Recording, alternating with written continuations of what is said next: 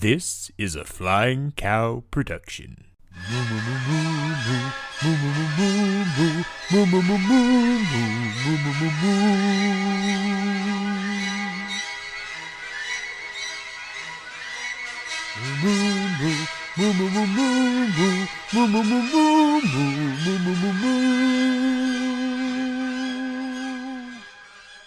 Well, hello and welcome, everyone, to a new project that I am starting here on the Flying Cow. And this is, what did we say we were calling this again, Aaron?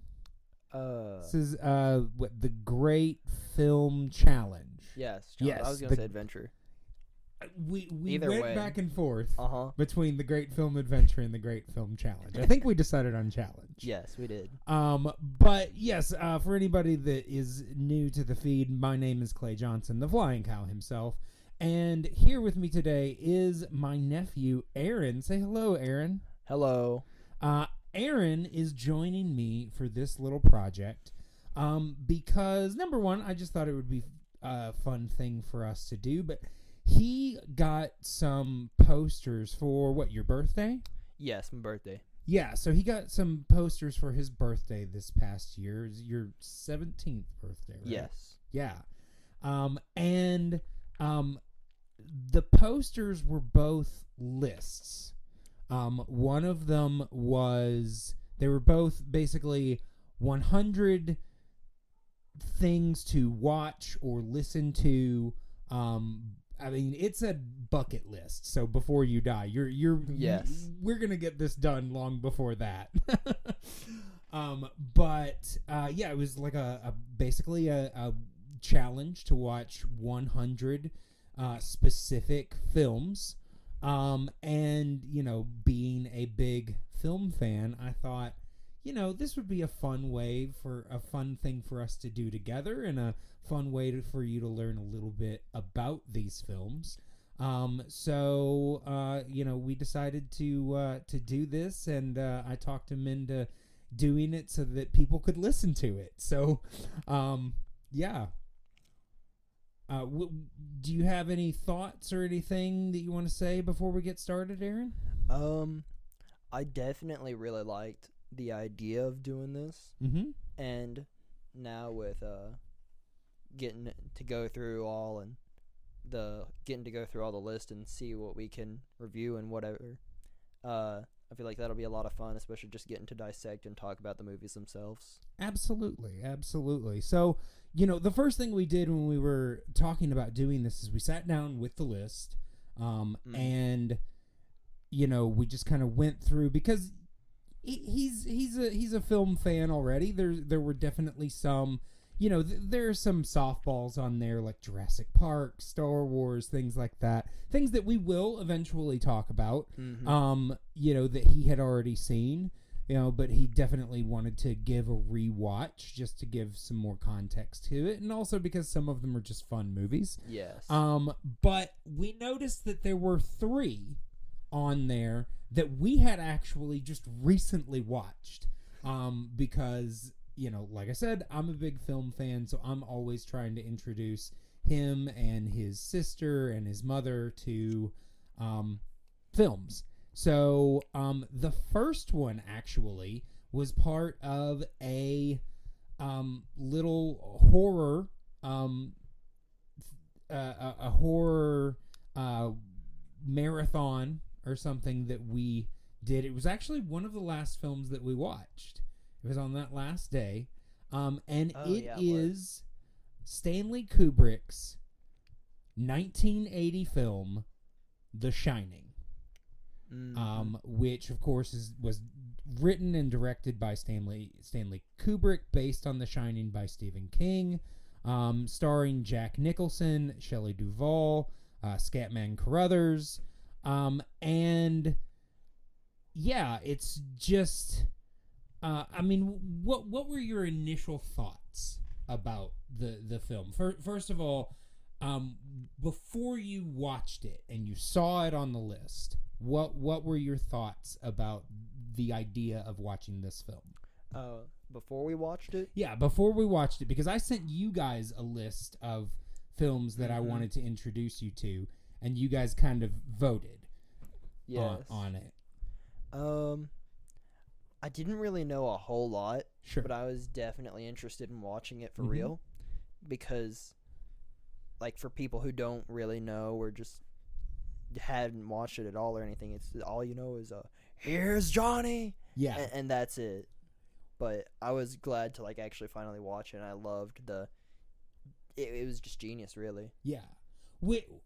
It's funny that you bring up that line, because what I think is funny about that line specifically is that line at the time was a reference to the Johnny Carson show. Yes. At the beginning, Ed McMahon would always say, "And here's Johnny," and then Johnny Carson would come out, ba-da-da-da-da, but you have never seen Johnny Carson unless you've watched him on YouTube or something like that. It's not really part of your... So to you, that was just a weird thing that Jack Nicholson said when he stuck his head through a Yep. shattered door that he's put an axe through. It was pretty funny, or it was a weird break of the emotion of the scene. Yeah, because it was Jack Nicholson, so the delivery was really good. He was just so in character, but the Johnny was just really interesting. Absolutely. So when we watched the film, what were your thoughts after we finished? Like, were there specific parts that you really enjoyed, specific performances that you really liked? What did you think about the film overall?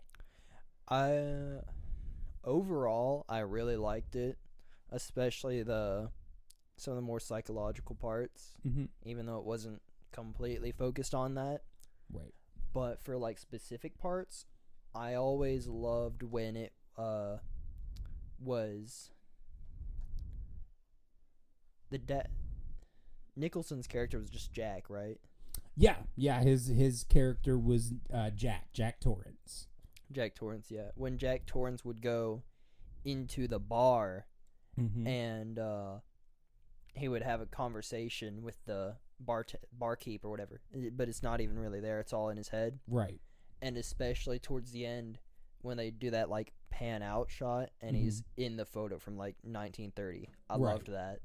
Yeah. What did you think about that? Did you have any specific thoughts? Like, do you think that he somehow time traveled and like somehow worked his way in there, or was he always there? Like, do you have any thoughts about that? It was definitely really interesting. I'm not really sure how that would have happened at all, because that took place about like when it came out, right?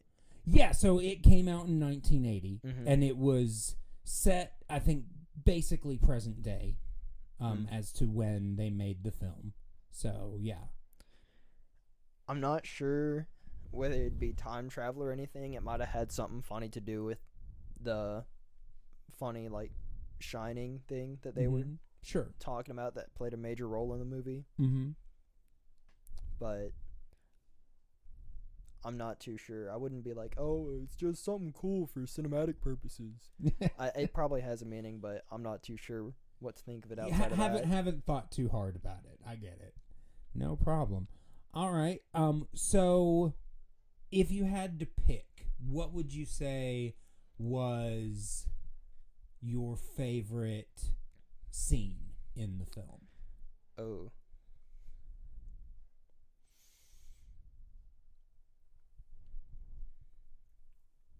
He's thinking, folks. I can see steam coming out of his ears.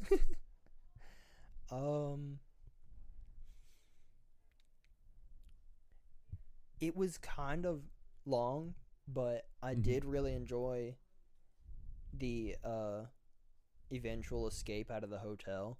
Okay. Because it was really tense the whole time. Sure. And they were, Danny and his mom were split up in certain parts as well. Right. Danny and Wendy. Yeah. Wendy. So, yeah. Have you heard much about the book? I do want to read it. Yeah. I will say I haven't read a lot of Stephen King. Most of what I have read are the short stories. Mm-hmm. I think the only one of his novels that I've read, and they're long. Yeah. But I think the only novel of his that I read was 11/22/63, which is about the JFK assassination. Yeah. And honestly, that is one definitely worth reading. Don't watch the miniseries; not nearly as good. Yeah. So it's kind of infamous, the story about the making of this movie, because King actually hates the adaptation of The Shining that Kubrick did, partially because he finds the character of Jack Torrance very personal, because Jack Torrance is a guy who dealt with alcohol abuse and felt like he let his family down, and King also dealt with alcoholism and felt like in those moments in his life that he was a bad dad, a bad husband, and so he felt that Kubrick demonized the Jack Torrance character, and he didn't like that because he saw himself in it so much. Yes. And in fact, I've basically heard some people describe it as in that the book is from Jack Torrance's point of view, and the movie is more from Wendy and Danny's point of view, which honestly I can kind of get. That makes sense. Did you, besides Jack Nicholson, did you have a favorite character in this film? I did really like what was the name of the guy who was showing them around the hotel while they were gone? Okay, yeah. So that was played by Scatman Carruthers. I'm trying to remember his name. His name was Dick Halloran. Dick Halloran, yeah. Yeah.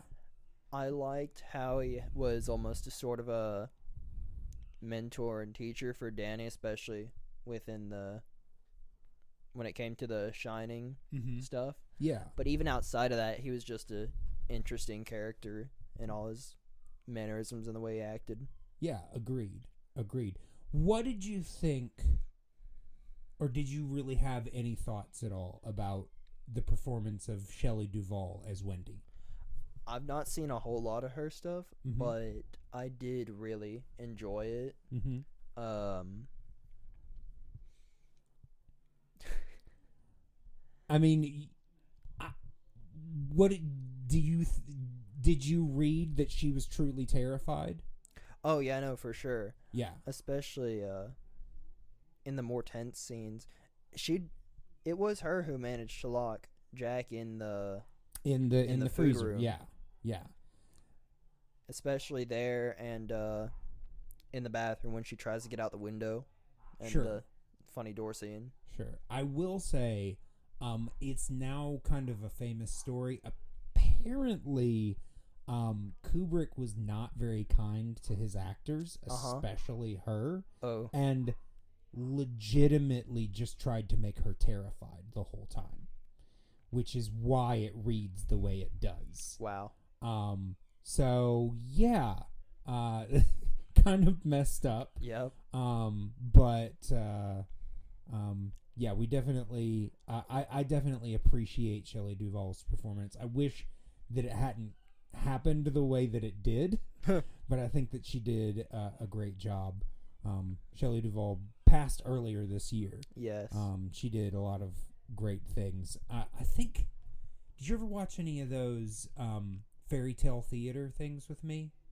It sounds familiar. Because she basically masterminded that whole thing. Oh. Yeah, she was really cool. Well, let's see. I do briefly want to mention, because right after this we watched Dr. Sleep. Yes. Did you have a preference between the two? I think I did enjoy The Shining more. Sure. But Doctor Sleep was definitely interesting. Did you appreciate how the two films work together?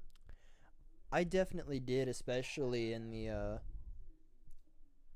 when it compared both Danny and his father having the fictional or not real guy to talk to. Right. Well, I mean, I think what Dr. Sleep was putting across is that those things were real. They were more just spiritual manifestations. Yes. That Jack was tapping into, and actually so was Danny. Mm-hmm. So, yeah. Kind of reminds me of how they started out the movie. I think it was the start. Where we still were seeing Danny as a child just a bit after. Yeah. And we would even see Dick whatever. Oh, Halloran. Halloran. Yeah. We would still see Mr. Halloran. And he gets off the bench and it's just Shining. Yeah. So, and we also get to see more use of what Shining is, but not in some check out my super awesome powers type of way. And I really enjoyed that. Well, there you go. All right. Well, is there anything else that you wanted to talk about before we finish this off, Aaron? I don't think so. No? All right. Well, then I think that is about it. We will be back next time reviewing... What do you think, Aaron? You want to do... which one do you want to do next? You want to do Gladiator or Airplane next?